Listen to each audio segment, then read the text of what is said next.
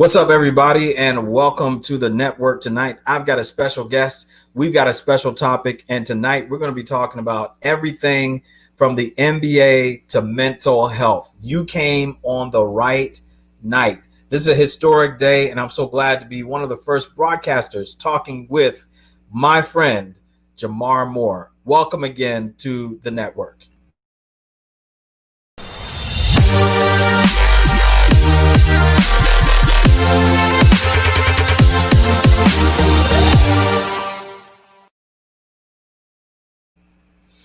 What's up? What's up? What's up? What's going on, man? I'm over here getting hyped like I'm about to go into a basketball game or something. Oh man, it felt like high school, man. Just excited. So man, thank you so much, Jamar Moore. From tonight, we have a special guest. Every week, we got a special guest. The goals are to find community, to gain connections, and experience some compassion. But tonight, special guest is Jamar Moore, Jamar K. Moore, and I know what the K means, but I won't say it. It's all right. Jamar Kyle Moore. Yes. All things clinical, all things new clinical services. And Yes, I'm sir. so glad to be able to be here with you tonight, man. And welcome to the show. Thank you so much, man. It's a pleasure to be here. And I gotta say, I think about the time we spent in Douglasville, Pennsylvania, catching the bus to school. We go way back, man. And it's just an honor to be on your show. It's great to see you doing so well, your family. I'm completely honored to be here. Thank you so much for the invite. I can't wait to get started. Man, I'm gonna tell you, just being honest, man, that the reality is that everything seems really to become not necessarily new, but there's a lot of things that are going on around us every single day. There's a lot of things that seem to be very unique, seem to be very challenging, but also seem to be very real. Man, how did you kind of get into? I've known you ever since we were like I can't even remember when I met you, but I can't remember either. So long ago. But it's been a long time that we've known each other. But man, I've always known you to be somebody who's serious about life, always wanting to have a good time. But man, you moved into this space. I mean, you're a veteran, so thank you for your service in the Navy. Oh, man, so how did you kind of move into the space of mental health in the first place? I've got to say, most of it started without me really knowing it or recognizing what was going on. I grew up with a autoimmune, I hate to say disease because it doesn't like cause me pain or anything, physical pain, but I grew up with an autoimmune deficiency called alopecia. Sure. And when I was growing up, it was a psychological attack on you because you look different. My hair would grow differently. You probably remember that. Yeah. I would have missing areas of my hair. Yeah. And it really caused me to have low self-esteem. A lot of people didn't know that because I was so outgoing and I was trying to be in front of people a lot. My dad, Pastor Byron Hill, he told me something before my freshman year of high school.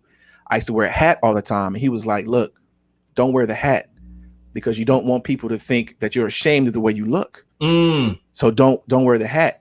And then when he said that to me, I was thinking, well, I am a little bit ashamed. I don't want people seeing this all the time. But it really stuck to me.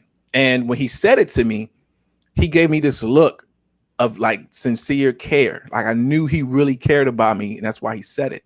So I stopped wearing a hat. And he was absolutely right. I didn't want to walk around with people thinking that I felt ashamed of the way I looked. And it worked. No one really treated me or pitied me at all. I was treated like everybody else. So what that did was it gave me a sense of understanding people at their weakest point and seeing when someone is struggling with something and unable to give it a voice. And it really stuck with me for a long time. Wow. And I didn't really know what I wanted to do in high school and in college.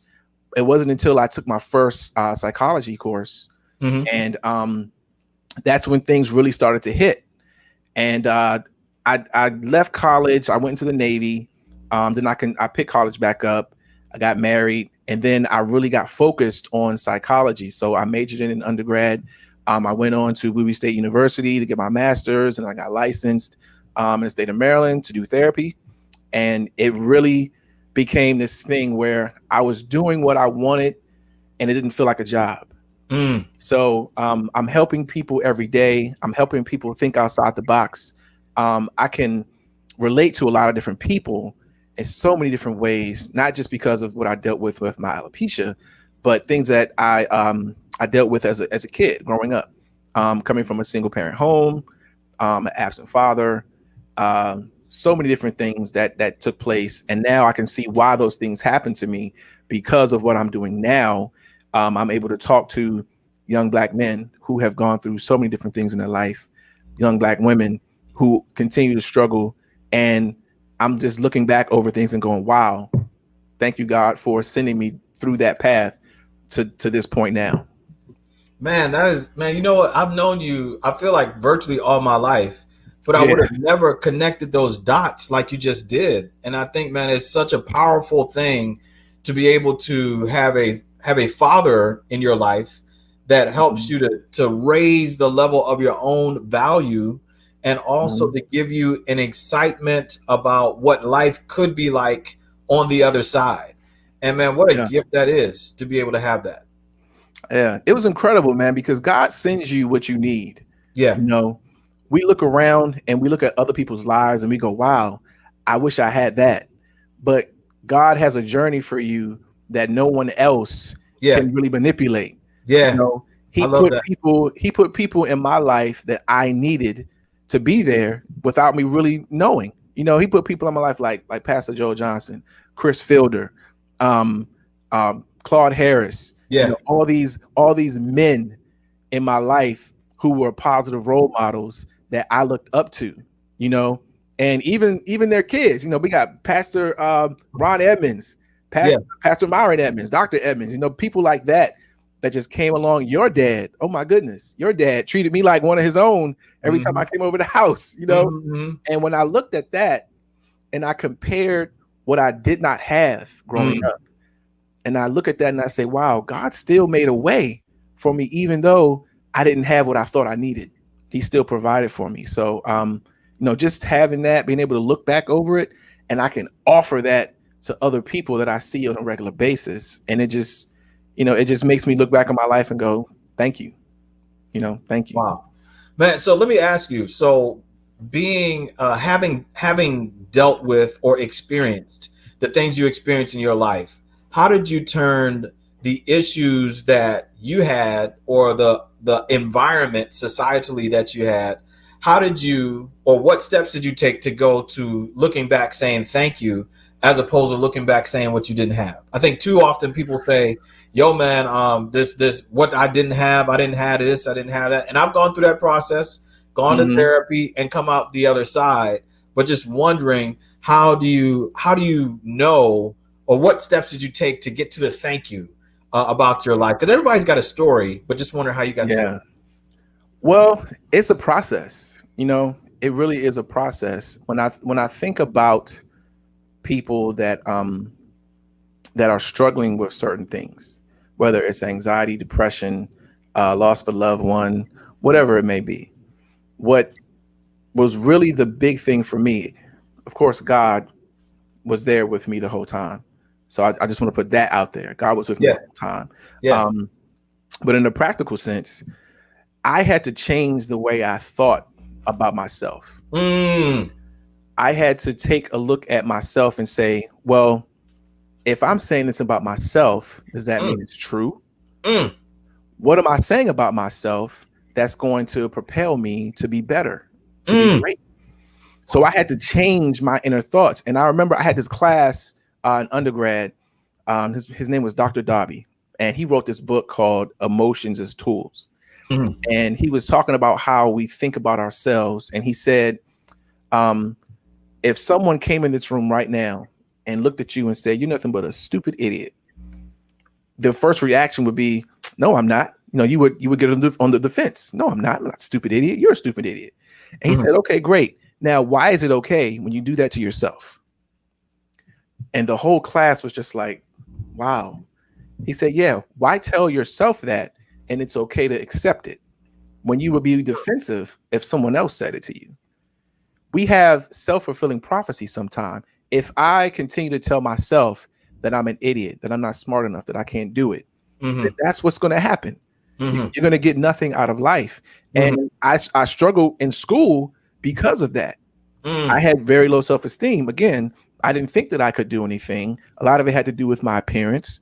And when I finally decided to go back to school, I told myself, I'm going to give 110%. If it doesn't work out then I'll just stop. Now, at this time, I was a full-time military personnel in the Navy, and I was going to school at night, and I didn't ask anyone for help. I had to do this on my own. And I said, I'm going to give it my 100% best. And when I started giving my best, put my best foot forward, I was getting straight A's. Wow. And I was shocking myself because I had told myself for years, oh, you're not good enough, you're not smart enough, you can't do it. But once that mindset changed, my life started to change. And I took that mindset on to finish undergrad and on to graduate school. You know, and you always have that voice in your head. Yes, sir. It starts off with, oh, you can't do that, you can't accomplish that. Like, come on, man. Look at you. You come from, look where you come from, man. You come from nothing. What are you talking about? You used to play around in the streets of Southeast, man. What you talking about? Huh? No, that's the mindset that has to change. And once you change that, everything else works out. Man, you know, it's very interesting that you say that, because a lot of people are allowing people to dictate and tell them what they should do, think, how they should live. You better preach. And too often, too many families try to pull back people in the name of survival as opposed to being open to thriving and going forward. Man, I really do believe that it is really the time. The time is now. And I think, man, the coronavirus has given us an opportunity to be able to consider ourselves. We got time to think. And sometimes those thoughts can be perplexing and paralyzing. And I was wondering, man, what kind of things are you doing? Would you suggest now that are useful in our society? We're both Black men. We both love our families. We both married by the grace of God. We both have children. How do we stay strong during this time? Okay. So that right there has been a question that's been going on since this pandemic happened. Yeah. One of the first things I like to say, for the time we're in right now, we have to understand that this is new for everyone. Unless you were around in 1918, you know, this is new to you. We don't have somebody we can go to and say, well, hey, what's the DIY on the pandemic? Like, no, this is new for everyone. So we have to give ourselves some time to adjust. This is a complete makeover for the world. Okay. And no one is excluded. Everyone is affected by this thing. So right now, we have to come to the table within our families, within our communities, and say, what works for this time right now? How can we stay safe and give ourselves some sense of normalcy throughout the day, throughout the year? Because, you know, we talked about this, you know, before we got on, how our kids are growing up. This is kind of their new norm. You know, every time we go out, we're going to wear a mask. Boom, boom, boom. You can't do this. You can't do that. Oh, no. So right now, you have to give yourself some space to grow. And it's okay to not know something right now. Okay. You also have to keep your mind busy. It's so I was deployed in the Navy a few times, and my longest deployment was about 7 months away from family. On a ship with just brothers and a few sisters. Yo, brothers, I'm talking about, I was on an aircraft carrier, 5,000 people strong. Okay. And if you can take just a regular bedroom that's just for you and your wife, the Navy can fit about 50 people in that thing. I mean, our racks, our racks had like counts of 3. Okay. The bottom, middle, and the top. So we're in this condensed space, 7 months. There's very little to do. If you don't have something to occupy your mind, you're going to lose it. And a couple of people did.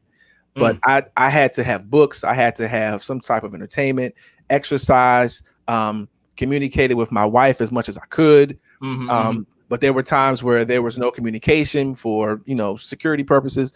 But, you know, you had to keep your mind active. You had to stay busy.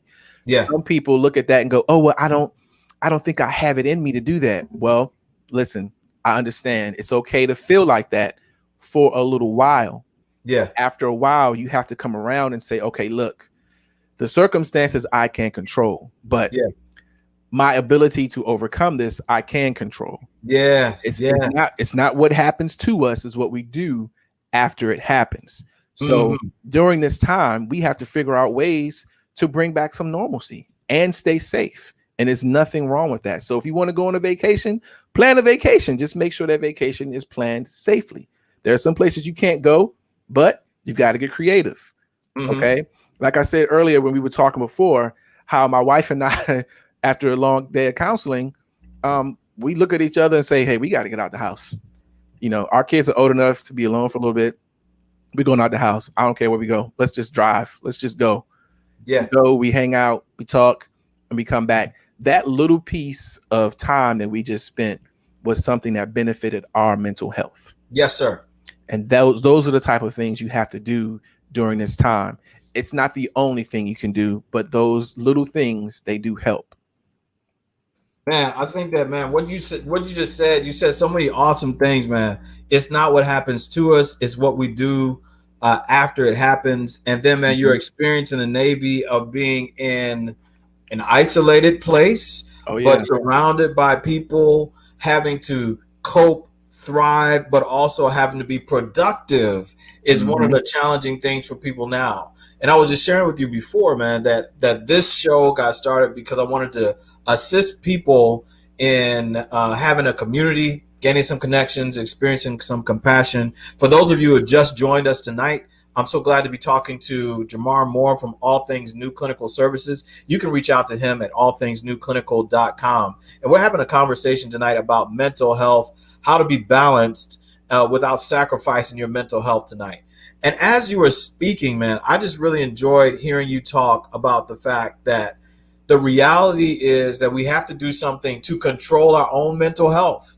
I think we're getting so many messages, so many differing things about fear, about challenge, but man, really there's a lot of opportunity to grow. So man, could you say what more opportunities you would invite us to consider as a result of what's going on right now? We can go out, we can go on vacations, but how do we continue to cultivate what you're just speaking of?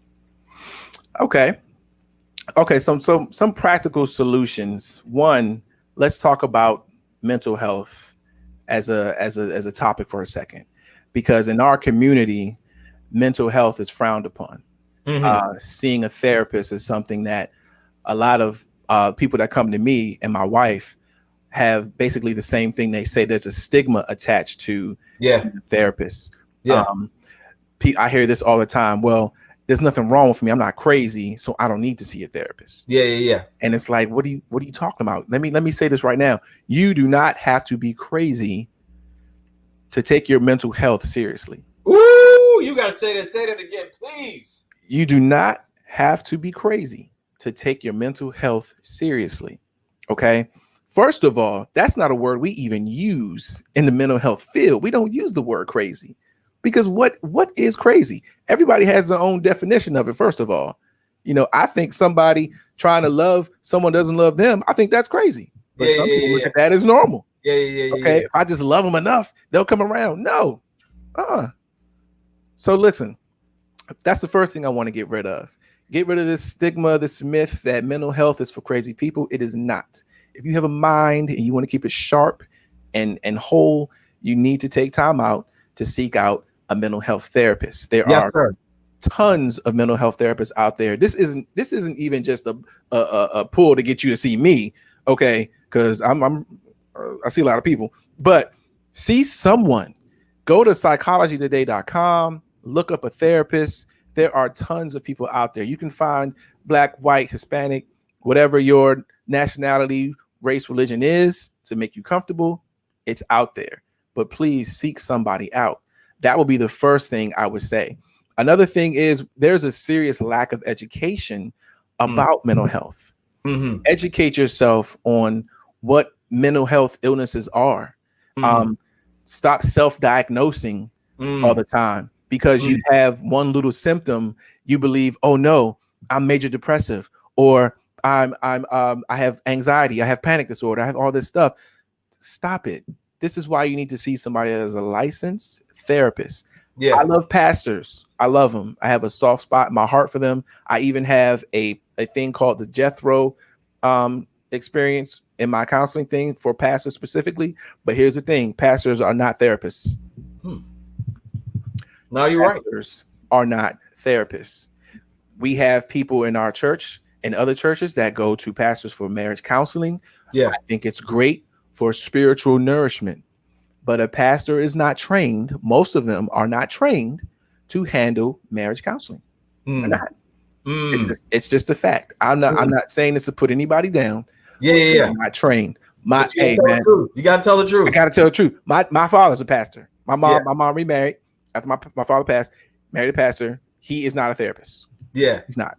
Yeah. You need to go to someone who has been trained in the arts of communication, okay, and conflict management and resolution, trained in how to deal with suicidal ideations, all of these things. You need to see someone who is a professional. Now that we have got all that out the way, let me before I keep going, did you have something else to add before I keep going? No, keep going. We'll get to the question in a second. Okay, so here's just a few things that I wanted to add that you can do to help keep yourself mentally sound. All right. Yeah. Make time to do something for you. We are in this house, my wife, my kids, everything takes place in the house. We don't really go out as much as we would like to now. So there's not a lot of time for just me. My wife doesn't have a lot of time for just her. Yeah. We have to schedule time for ourselves. Yeah. And I don't mean the bathroom where you can get away from the kids. I don't mean that. No, I mean some time when you get away from everything and just have a moment for yourself. That is very important. I come across a lot of people who are married with kids. I mean, even people that are in a house full of people where they feel like, I feel I'm caved in. The walls are falling down on me because I don't have any time for myself. Take some time for yourself. Very important. Make sure you have something to look forward to every day. You ever have a meal that you prepared, you put it in the refrigerator, and you go to work, and you're thinking about that thing all day? I can't wait to sink my teeth in that cheesesteak that I set aside. For my wife from Philly, man, I love cheesesteaks. Set aside that cheesesteak that I can't wait to get home to, and when you finally get there, it's like, I done forgot all the troubles of the day I had. Yes, sir. I had something to look forward to. Yeah. Now, of course, we don't want the cheesesteak to be the only thing. It can be anything, but it's great to have something to look forward to every single day. People have heard this a lot, but it is key. Exercise as much as possible. With the virus going on, not only should we exercise as much as possible, but we should make sure we are watching what we eat and making sure our bodies are full of the nutritional things that we need to sustain our immune system. Yeah. Okay. We've got to do that. We don't want to get depressed and sluggish and say, oh, I just don't care, whatever. No, because when you say you don't care, you get nothing. And we don't want nothing. We want something. Okay. So we've got to make sure we're staying healthy. Time with family and friends has become difficult. Yeah. But it is not something that's impossible now. A good friend of mine named Pastor, I'm forgetting his name at the moment. A good friend of mine, Pastor, it wasn't Pastor Graham. He's a good friend of mine too, but it was his associate pastor, Pastor Mitchell. He said, I don't want people to focus on the term social distancing. It needs to be focused on physical distancing. Yeah. Because that's what we're doing. We are physically distancing from each other, not socially. Yeah. What we're doing now is social. Yeah, you're right. Okay. We can remain social and still distant. Yeah. My cousin, Mason West, he started this thing in our family, a group chat. And it didn't last too long because we all got busy, but it went on for maybe 2 or 3 weeks. And at a certain time, every Friday around 6 o'clock, everyone that could got on, and we talked and we reminisced and we cracked jokes on each other. We found out what everybody was doing, who had new children, what was going on. It was great. You know, I started to look forward to that. I could see my family that I haven't seen in years, who were all over the country. And I said, wow, this is awesome. We didn't do this before COVID. No. You know? And now this thing is kind of bringing us together. So I strongly recommend that if you can, find a way to get in contact with family, friends, anybody, and have some type of social involvement. Okay. If you can be together physically, great, but still be safe. Okay. But it is good to interact with people. And the last thing, increase your spiritual walk with God. Noah Washington preached a sermon at Oakwood a while ago, many years ago. And he said something that stuck with me to this day. He said, we should never be satisfied with our relationship with God. Now, I don't know if that was his quote or not, but I heard him say it first and it stuck with me. So Noah Washington, if you listen to him, thank you. You should never be satisfied with your relationship with God. It can always be growing. It can always be getting stronger. So during this time, this is a great time to get closer to God because there's a lot going on right now. So those are my little tidbits to keep people going. There's a lot more, but I'm gonna shut up because I've been rambling too much. No, man. I think the things that you've said have been amazing and been very refreshing to consider, because I think a lot of people take for granted scheduling time for themselves when they're around a lot of people. You also said make sure that you have something to look forward to every day. Today I was teaching my daughter how to ride her bike, and I was so excited to be able to do it. She did a great job today. Exercise as much as possible, and then find a way to get in contact with family and friends. Every Friday night, my family comes on either FaceTime or some kind of thing like that, where we talk to each other for an hour just to see what's going on. And it was funny to hear my father say, he said, man, I look forward to this every single week. I want to be on here talking every single week. And then finally increasing your time with God. I think, man, all of these things that you have given are, man, it's like a recipe for success for people to be able to experience the reality of what's going on. I want to ask you, we're going to go to the break in a second, but I want to talk a little bit after the break. We're going to talk about, man, what it's like to be for Black people, African Americans, and mental health. And we've got a good question from Brian Gadine that's going to get us started, but especially in the light of what happened with the NBA. We'll be back. We'll be right back in a moment after these messages, and we're going to be excited. I'm so glad to be talking to Jamar Moore of All Things New Clinical Services, and he is an awesome therapist. He does teletherapy. We're going to talk about that in a little while, but this is the way to connect with Jamar. And also, if you'd like to go to my website, builttothrive.me/free, there is a free offer for you, how to thrive through loss. We'll be right back after these messages. Thank you so much for being with us tonight. Our fight against coronavirus isn't over. We still have to slow the spread and do our part. Let's wear face masks in public. Stay 6 feet or more from others. Follow state and local guidelines. Wash our hands frequently and stay home when we feel safe.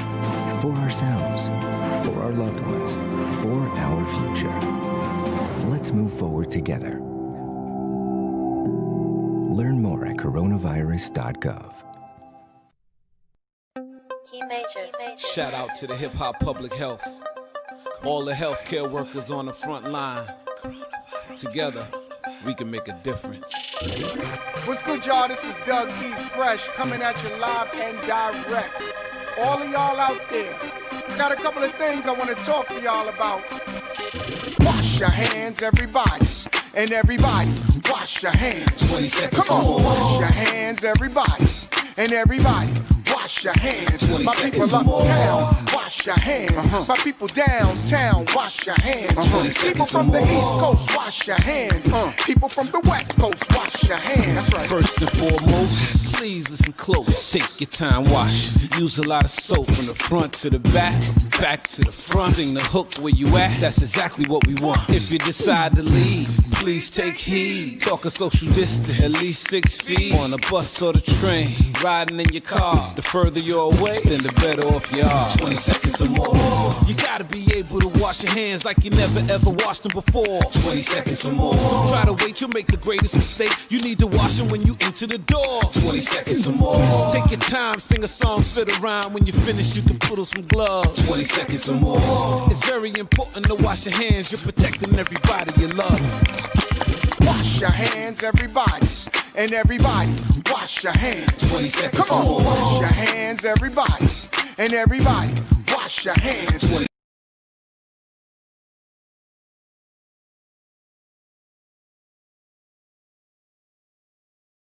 You know that some great things are happening. We have the Built to Thrive podcast, and that's available on Apple and Spotify. Also, the book 5 Minutes on Purpose, available to you on Amazon Kindle, and the book, The Built to Thrive Discovery Guide. Thank you so much for being with us every single week and for subscribing wherever you're watching this. And please interact with us on Instagram, Twitter, Facebook, and you can find all the rebroadcasts of this and also Word Power on Built to Thrive, the YouTube page. Every Saturday morning at 10 a.m., we have Word Power, and that's spiritual and development for the rest of us and empowerment for all of us. Tonight, I'm honored to be able to talk tonight with Jamar Moore of All Things New Clinical Services, and we're talking about how to remain balanced without sacrificing your mental health. Welcome back. Welcome back. Welcome back. It's so good to be with you. And thank you again for being here tonight. Jamar Moore, you got a nickname. Everybody knows you as Pee Wee. Man, you must have gone through a change. Right. Like I changed my name too when I got to Oakwood. Everybody knows me as something else that grew up with me. Yeah. Like, you really, man, just hearing your story and everything else, man. I'm just so excited and honored to be able to talk with you tonight, man. It is a pleasure. It's an absolute pleasure to be here. Speaking of the nickname, when I hear my nickname, when I hear someone say Pee Wee, I know you know me. Yeah, exactly. So no one in my professional world calls me that, and if they do, it's a problem. Exactly. Man, well, we're going to dive in. Today, the NBA did something that was legendary, historic, and probably long overdue. Man, one of the unique things about being here is that, man, I'm the chaplain for the NBA while they're here in the bubble. Don't ask me, it's nothing but the favor of God that even opened up that door. That's another story all by itself. Man. But man, we got 300 African-American men who basically decided to take a stand about something that Bryant Gadine talked about. So here's Bryant's thought question. It's kind of a thought and a question. He said, how can the Black community, for which years was established on the backs of survival and absorbing and not dealing with mental health, supposed to see the utility in searching mental health options? Our usual coping skills are substance abuse, self-violence, and sadly, at times, comedy. I mean, that's a pretty loaded comment, Bryant, and I think it's a very powerful one for us to get started on. It is, and it's a lot to unpack there. I'm glad he asked the question. Our community has been treated unfairly for many years, no doubt about it. One thing about what they like to call minorities, I hate that word, but they call minorities have an issue with mental health therapists and all that stuff because of what we've experienced. And our experience in this country has not matched what mental health has to offer. So what we discussed earlier about how am I going to come on here and talk about this thing with what just happened today or whatever day it was this week in Wisconsin, where another Black man has lost his life due to police brutality and police violence. What can I say to the Black community that's going to make us say, oh, everything is great? There's not much that we can say, but there is a lot we can do. I think we're past the part of talking about it. I think now, and since George Floyd, action needs to take place. We have to come together as a unified people, okay, and recognize the strength that we have. This isn't anything new. This isn't anything new. It's just on camera now. You know, we have been dealing with this for years on years. This is not new for us. But what we have to do now is come together as a people, strengthen ourselves, and protect each other.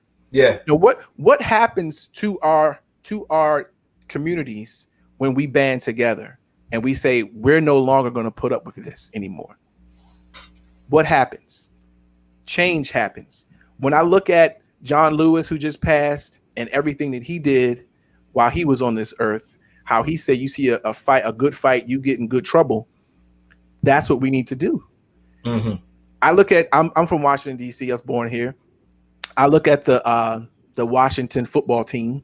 I don't even want to say the whole name, but I look at that situation and the owner, how he said, I will never change the name. Yeah. A change came about once his money was affected. You see, we have to come together and understand, where is our money going? Yeah. Supports this stuff. Yeah. Those are the type of changes that we need. And we really won't start to see a shift in anything until we come together. The unity is what brings the change. When we look back at Selma, we look back all the marches that happened.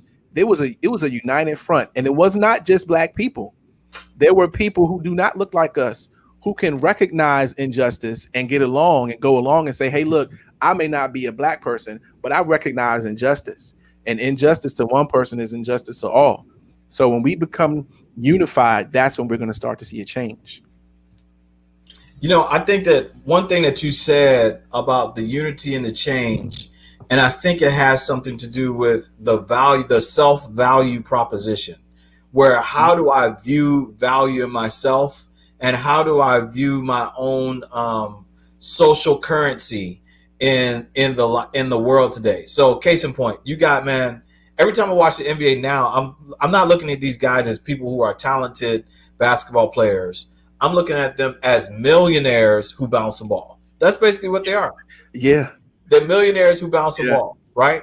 But the thing is, if like you said, if they're ashamed of their look, if they're don't have a father figure in their life, if they're all young black men, we know stories, tons of stories of rookies in all sports who can blow millions of dollars on cars and on lavish living and things like that.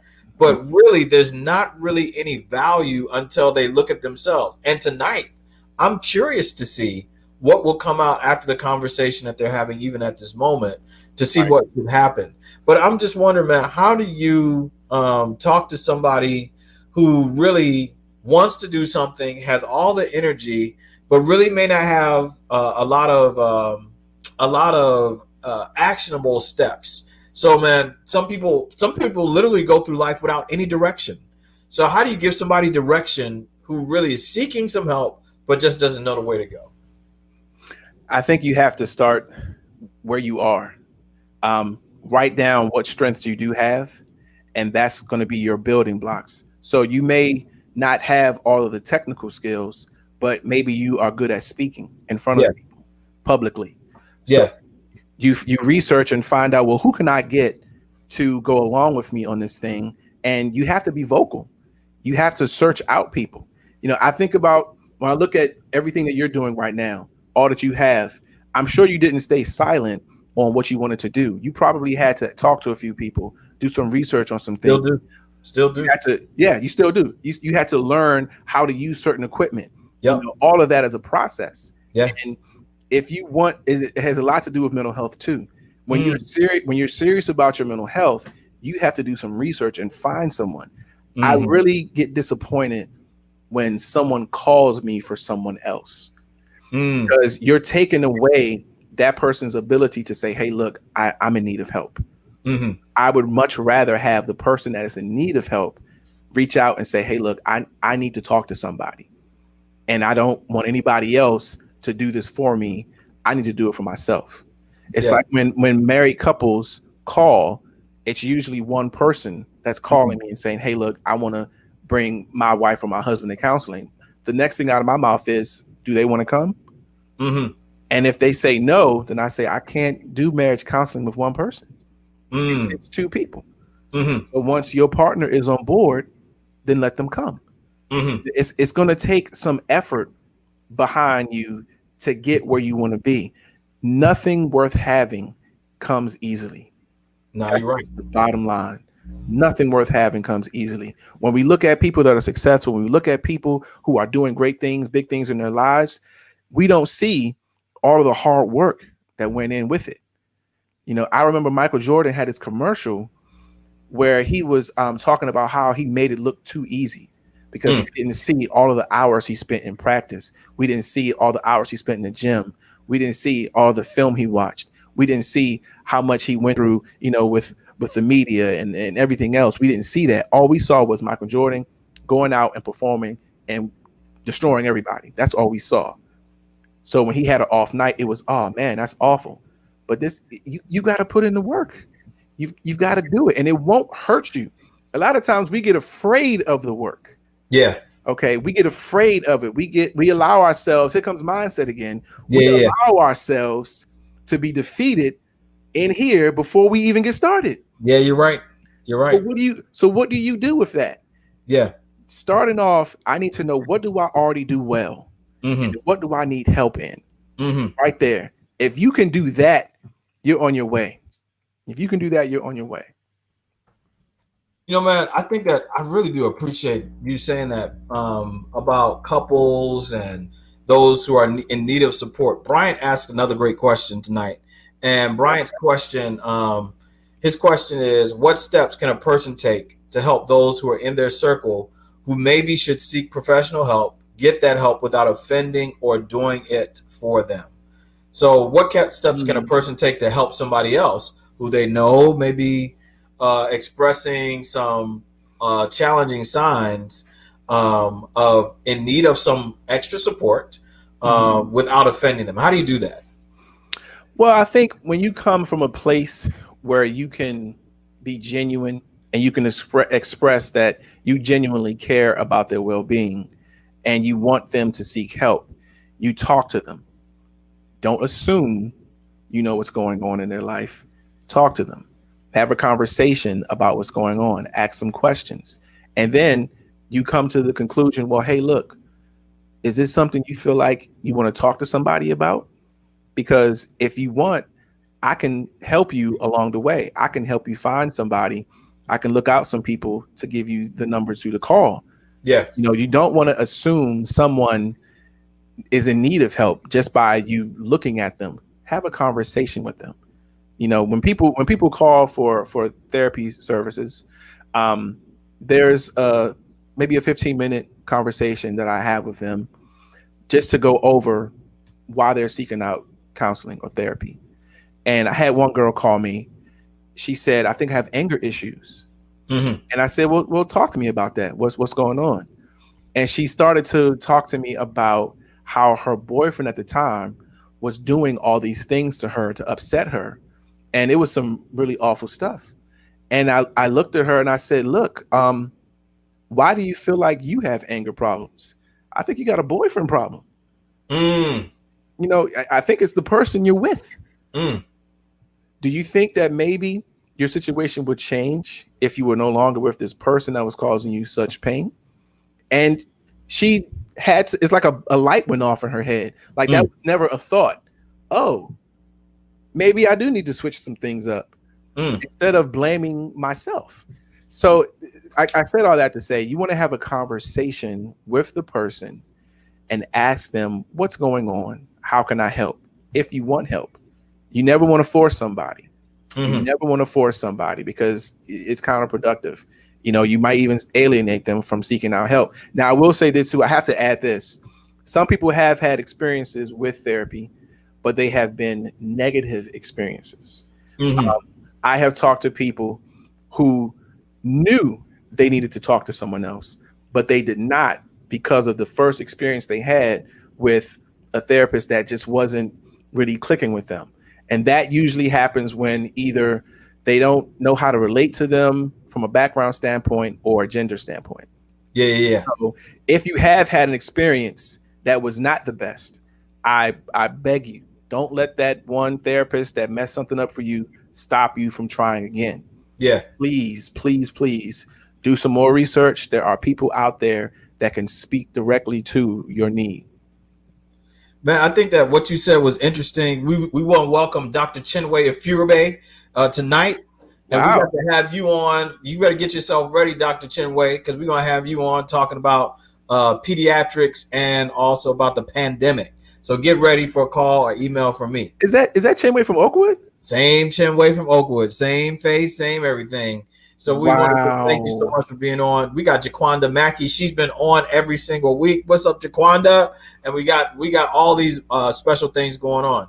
Now, I think, man, one of the things that a lot of people are trying to figure out is, okay, how long does it take for you to get that mental? What is normal about getting that mental health support, and what is too much? I think that some people are kind of wondering what the heck is going on with themselves at this moment. You normalized what's going on, and then some people, man, I know somebody who loves to be in therapy all the time, and that's kind of scary to me. So just wonder what's normal about the therapy process. Well, here's the thing, man. One of the first things I was taught when I went to grad school was that your whole goal as a therapist is to get the client to the point where they no longer need you. That's your whole goal. It's not supposed to be this thing where you're coming to therapy for years. Now, I'm not saying that some people don't need that, because there are some things that happen in our lives, especially traumatic events that happen in our lives, that we do need ongoing therapy. But I'm talking about those things in our lives that we perceive to be too much for us to handle, but they're really not, once we change the way we are viewing and our mindset on it. So that's the first goal. And I tell my clients this a lot. That's my goal here. I want you to get to the point where you no longer need me. Okay. I want you. Yes. I want you to be able to leave Jamar Moore. Yeah. And move on with your life. Yeah. Okay. If you have a setback, come back to me. That's cool. But I'm going to give you tools to set you up for success. Yes, sir. That's my whole goal. That's what every therapist's goal should be. Now, if you find yourself in therapy for too long, somebody's not doing their job. Either the therapist isn't reaching the goals that you need to reach, or you're not listening to the therapist. Yeah. Somebody's not doing their job. You should not be in therapy for that long and not getting something out of it. There should be some changes made in your life that you do. Okay. A therapist is a guide. I'm not here to tell you what to do. Yeah. I'm here to set you up. I love the movie The Matrix. There's so many things about that movie. The first one. What do you like about it? What do you love about it? I love the way it makes you think. Okay. Yeah. So one of the things that was said was when Neo went to open the door, he said, I can only show you the door. You're the one that has to walk through it. Yeah. And I was like, wow. You know, when I first saw it, I was like, wow, that was deep, man. Yeah. But that's really what a therapist is. A therapist is Morpheus. Yeah. And you're the one. Yeah. Morpheus didn't do anything for him. He just showed him the way. Yes. But he had to be the one to walk the path. And if you're not going to walk the path, then therapy will not work. You have to do something in therapy in order for it to work. That's when you really get it. I tell my married people all the time, when the session is over, I say, look, now the therapy starts, because you're going home with each other to practice and to make this thing work. I'm not going home with you. Yeah. I got my own wife. Okay. Yes. The therapy starts now. Take what you've learned and go apply it. Man, that's awesome. So, man, now I know that you're doing a lot of, are you going to be at, well, we don't know. We might be at the Quarantine Revival 3. I won't be there, but I'll be watching with you, Jaquanda. Okay. We'll be watching together. But I did want to say, man, that you have an awesome wife. And I want to talk about, man, what it's like to be married to a therapist. Woo. In your house. I know your wife probably watching, and she might be watching rebroadcast.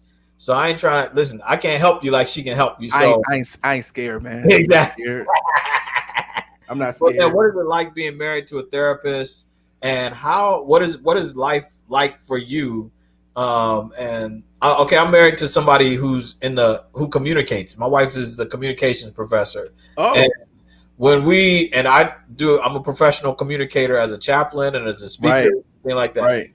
And let me tell you that sometimes it's really real. You understand what I'm saying? Yeah. Oh, I know, man. What is it like for you, man, being married to a therapist? Wow. Okay, first of all, my wife's not just a therapist. All right. Of course. She's like a genius. She's got like 4 degrees. Okay. Yeah. And I think therapy is just one of those things that she can also do. You know what I'm saying? She's just that good. But in our household, therapy teaches you a lot about yourself. Yeah. You can't go into a program and not be changed. Yeah. So both of us had that experience. So I think we're more in tune with how what we say to each other impacts the relationship. So I found that, my wife will speak to me a little differently now because she understands that I have to communicate in a way that he can hear me and not just listen. Ooh. Ooh. It's a big difference, You better teach on that thing, Doc. Hey, man, when you can communicate effectively with your spouse, it changes everything. And Yes, you have to be able to have emotional maturity enough in the relationship to hear something that you disagree with. Yeah. We may disagree, but now, because we have gone through what we've gone through, and we have to apply the same tools we teach other married people, we have to apply them for ourselves. Yeah. Because we're able to do that, our arguments aren't the same as they used to be 10 years ago. We're coming up on 18 years. Our arguments aren't the same anymore. We can get into an argument now, and I'm no longer just trying to be right, and she's not just trying to be right. We're trying to have an understanding of each other first. Let me understand what's going on. Okay. Now that I understand, let me give you what I'm feeling. We use a lot of I statements. So instead of her coming to me and saying, I can't believe you did this. You're so selfish. Boom, boom, boom. It's not directed at me as a blame. Instead, it's in the form of an I statement. She would say something like, I feel left out when things happen without me knowing about it. I feel put down when I'll make an effort to do this and nothing said about it. Now, just as an example, now that she's done that, I can now hear how she's feeling without it coming across as a Yeah. It's not a direct blame. It's not a criticism on me. Yeah. She's expressing how she feels. Yeah. So it's my job to take that. Yeah. And say, wow, I didn't know I was doing that. Yep. And sometimes I really didn't know. Yeah. Let me make the change because I don't want you to feel that way. But you have to have some emotional maturity to be there. You can't go into an argument or disagreement with the idea that I want to win. Yeah. Because I'm right. You can be right all day long. But my wife and I had the saying, Captain Right sleeps alone. You want to be right, or do you want to come sleep in this bed with me? Yeah, yeah. We need to come to some type of compromise and understand each other. Marriage is about 100% on both sides. I don't want 50% of my wife, and she don't want 50% of me. Yeah. She wants 100% of me every single day. Okay. And I gotta get this thing out here, man. I do not like to hear the term happy wife, happy life. Yeah. I hate to hear that term because it takes the husband's value out. Oh man, you got to talk about that tonight. I'm just saying, because let's listen. If it was happy husband, happy life, nobody would go along with that. No, I'm in this thing too. Yeah. I want to be happy. Yeah. You know what I'm saying? So it should be happy spouse, happy house. Yes. That's what we want. Yeah. That's the goal right there. Okay. Man. Another thing, and this is the last thing I'll say about being married to a therapist. There is always this sense of humor involved because we both know each other's tactics. All right. So if I come at her with a certain approach, it might work, but then on the back end, maybe a few minutes later, she'll say, "Wait a minute, did you just use such and such on me?" And I'll be like, "Yeah, I did, and it worked." You know what I'm saying? But hey, man, the same skills we teach our clients, we use them all the time, because in marriage, you cannot stop the conflict from coming. It is going to come. I have a guy coming to do my waterproofing in my house. Yeah. Because when it rains, the water gets on the floor. Yeah. And when he was talking to me, he was like, "Look, man, you can't stop the rain from coming. You can't stop the water from coming. Yeah. But what I'm going to do is I'm going to set up a mechanism in place so that when the water comes in, it will be directed out." Yes. And I share that with my married people. I said, you can't stop the conflict from coming. It is going to come. But when you have a mechanism set up and put in place to deal with it, then your house is safe, and you want your house to be safe. So please follow these tools that we give you.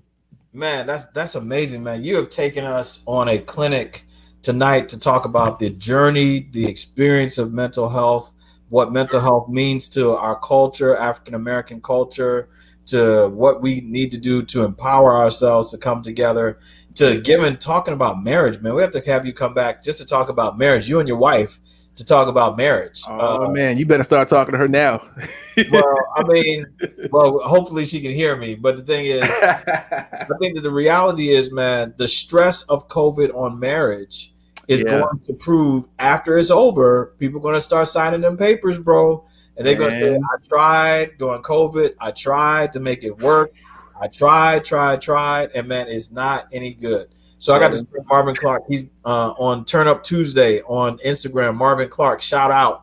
He's had these couples, and, man, every couple has had different experiences and encounters about married life. And I've grown from it. And I think, man, we all need to take some time to grow. I've grown tonight. Yes. Oh, brother. The last marriage couple I spoke to yesterday, I told them that there was a couple that said something to a group of us when my wife and I did a marriage retreat a few years ago. They got up and they said, "Look, we do something like this once or twice a year. Yeah, because our marriage needs maintenance. Yes, just like our car needs maintenance. We take better care of our cars and our homes than we do our marriages. And you have to give your marriage maintenance. Do something that is specifically designed to make your marriage better every year, whether it's a retreat, a getaway, something like this, sometimes something virtual because of COVID, but you got to do something to help your marriage thrive." No, I agree, man. And the thing is, I also want people to know that they can connect with you through the different channels. And one of the channels is through allthingsnewclinical.com.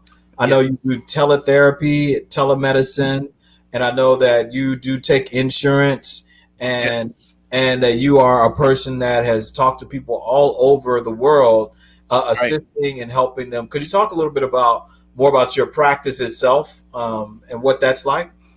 Absolutely. So because of COVID, we had to go fully telehealth. It's a lot like, the conversation we have is a lot like this. I've even had people that get on their phones and have a conversation. So we deal a lot with marriages, relationship issues, of course, anxiety and depression.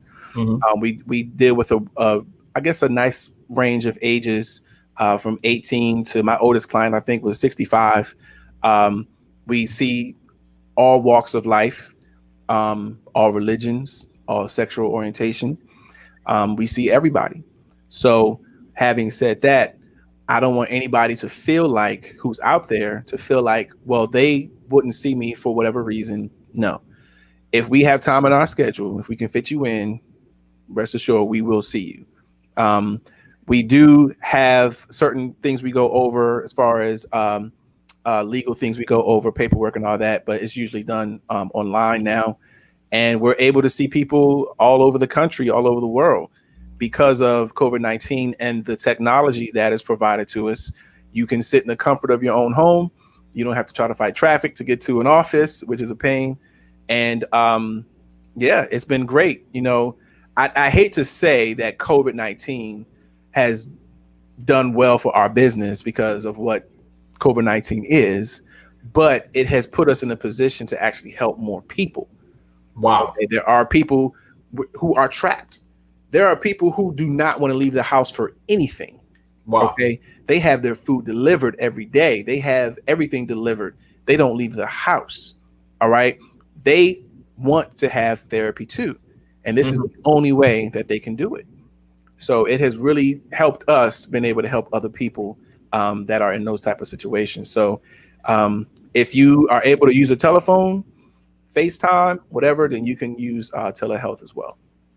Man, it's been my pleasure tonight to talk to Jamar Moore about mental health. And we've been talking about all the different experiences that he's had, in addition to some ways that will be helpful and useful for you to continue to grow. Just want to remind you, every Saturday morning, we have Word Power. It's spiritual development for all of us, but spiritual development for the rest of us and empowerment for all of us. Please tune in on this same channel, wherever you're watching this right now. We'll be live at 10 a.m. every single Saturday morning. In addition, coming up every single week, we have Built to Thrive, the network. We can find connections, gain community, and experience compassion. Jamar, do you have any other final thoughts before we head out about things we can do? Maybe some last minute thoughts or final thoughts to bring us home. Well, if you had to leave this thing remembering anything, especially for our audience that is believers, this is what I like to talk about when people don't really understand fully what mental health and counseling is all about. The man of God, Moses, had a counselor.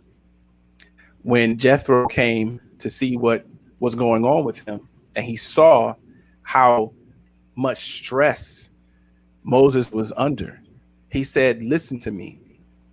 You need to do this, that, and the third. So he didn't say mental health, but I know he meant so your mental health will be fine. Mm-hmm. You need to listen to my therapy right now. Mm-hmm. Now, we're talking about the man who talked to God. Mm-hmm. Moses talked directly to God. Moses got everything directly from God. But here is Jethro telling him, look, man, you need to do this, that, and the third, or else you won't make it. Mm-hmm. Moses didn't get haughty. He didn't say, oh, man, who do you think you're talking to? I'm a G. No, he didn't do that. Wow. He said, you know something? I'm going to implement that. Jethro gave him practical solutions to his problems. Yeah. And a lot of times that's what we need. Okay. I love pastors. Again, I said that before, but sometimes you need to talk to somebody who is trained and can give you a different way of looking at life. And that's exactly what Jethro did to help Moses. Jethro said this stuff. Okay. Don't be afraid to take care of your mental health. It is important. Please do it. Now, man, I know you're talking about the Jethro. Is that the Jethro experience that you were talking about? Is there any more on the Jethro experience that you were going to say? Yeah, so the Jethro experience is for pastors who are seeking out mental health therapy. They can go to my website. You'll see what it's all about. And I wanted to create a special place for pastors to come and talk to a therapist about their issues. Because here's something that we do, and this is a whole nother topic on its own. We tend to put our pastors on a pedestal, kind of making them above human when they're not. They have issues. Mm-hmm, mm-hmm. You know, your father's a pastor. You know, my dad's a pastor. We know that they don't just preach in the pulpit.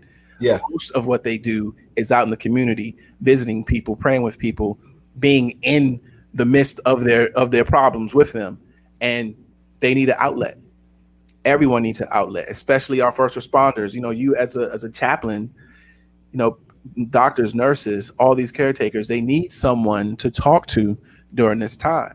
And pastors are not excluded. So we created that thing specifically for pastors to talk to someone in a non-judgmental space, not a church member, you know, someone you can come in here, tell me your stuff, and it stays there.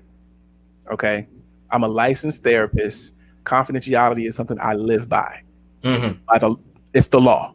Yeah. What you tell me stays with me. Okay. Yeah. Man, well, thank you so much, man, for being here tonight, man. The conversation has been rich. The fellowship has been enjoyable, man. And I pray nothing but blessings on you. Please, if you're watching this, please hit up allthingsnewclinical.com. We want them to be so busy that they've got a waiting list for months. But you are important, and you will be connected with them. So we're praying nothing but blessings on you. We've been talking tonight to Jamar Moore from All Things New Clinical Services, man. Thank you so much for being here tonight. Blessings on you, blessings on your family, and thank you for carving out some time to talk to the network Built to Thrive community. My pleasure. Thank you for having me. Definitely. Well, we'll see you guys the next time. We'll see you ladies the next time. We pray God's blessings on you. And until we connect on Saturday morning, may God bless you real good. And I pray that God's blessings would overtake you in ways that would cause you to thrive at this time. Please check out All Things New Clinical Services. I'm Julian Johnson. This is Jamar Moore, and I approve this message. Have a good night. Be blessed.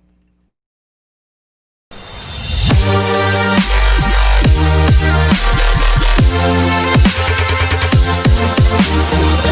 back.